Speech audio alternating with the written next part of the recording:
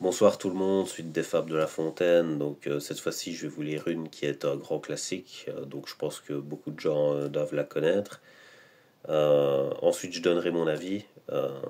Par rapport à la fable précédente, je l'avais terminée sans donner mon avis, mais c'est parce que pour moi le message était évident à l'intérieur de la fable en elle-même, donc il n'y a pas besoin de développer par après.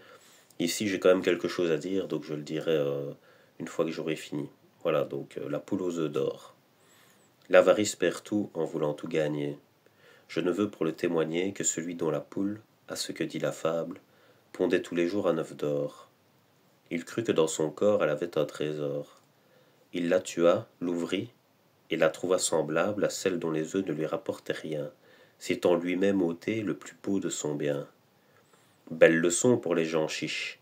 Pendant ces derniers temps, combien en a-t-on vu qui, du soir au matin, sont pauvres devenus pour vouloir trop tôt être riches? Voilà, le message principal de cette fable-ci, c'est l'avarice, clairement. C'est l'avarice qui a poussé le personnage à détruire le fruit de ce qui le mettait bien, on va dire.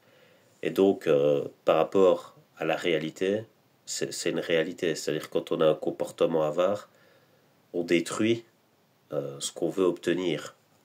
Parce que l'avarice est un état de déséquilibre. Euh, donc il y a un rapport d'équilibre entre le, le désir et la retenue. C'est quand on est au point, au juste milieu que les choses fonctionnent. Par contre, quand on n'est pas au juste milieu, alors là on est dans la destruction. Et justement par rapport à ça, Gandhi, il en avait parlé de l'avarice, il a dit qu'il y avait bien assez pour tout le monde. Je sais plus exactement la phrase, le message c'était ça. Il y a bien assez pour tout le monde, mais il n'y a pas assez pour l'avarice. Il n'y aura jamais assez pour l'avarice.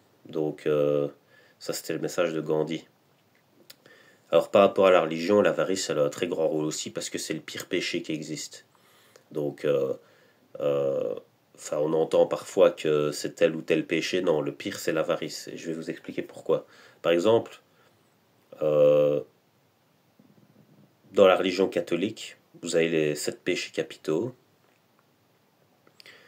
Et vous avez remarqué que dans les 7 péchés capitaux, il y a l'avarice.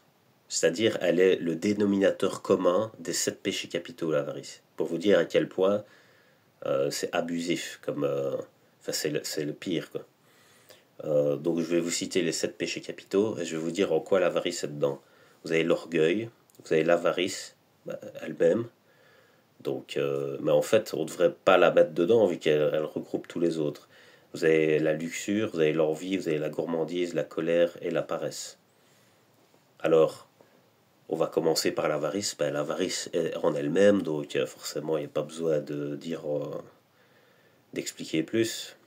Dans l'orgueil, alors où est l'avarice? L'orgueil, c'est quoi? C'est une avarice de soi-même.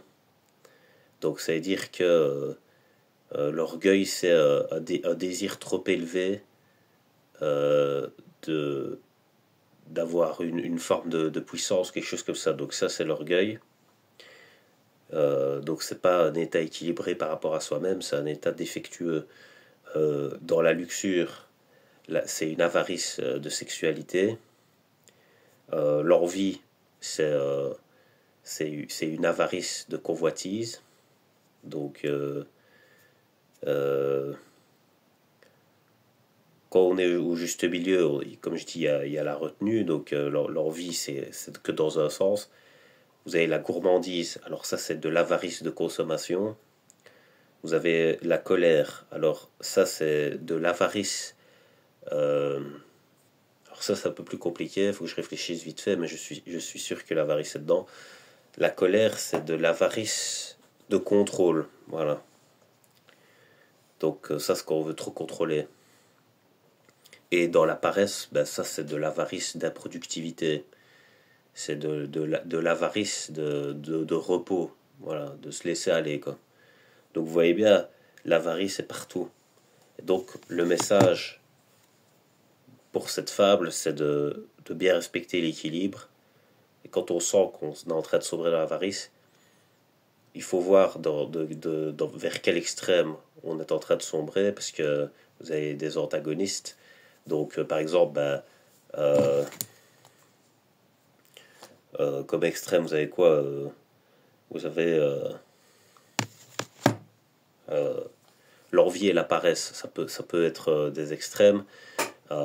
Si vous avez beaucoup trop d'envie, il faut revenir à plus de paresse et de je m'en foutisme. Et si vous êtes trop dans la paresse et le je m'en foutisme, il faut revenir vers plus d'envie. Voilà. Donc, vous voyez, il faut chaque fois jauger comme ça et trouver le poids du juste milieu. Parce que si vous sombrez dans un extrême, là, vous êtes embourbé dans un cercle vicieux dont l'avarice est le maître. Et là, vous êtes vraiment pas bien, quoi. Donc voilà, je vais vous laisser sur ça. Passez une bonne nuit.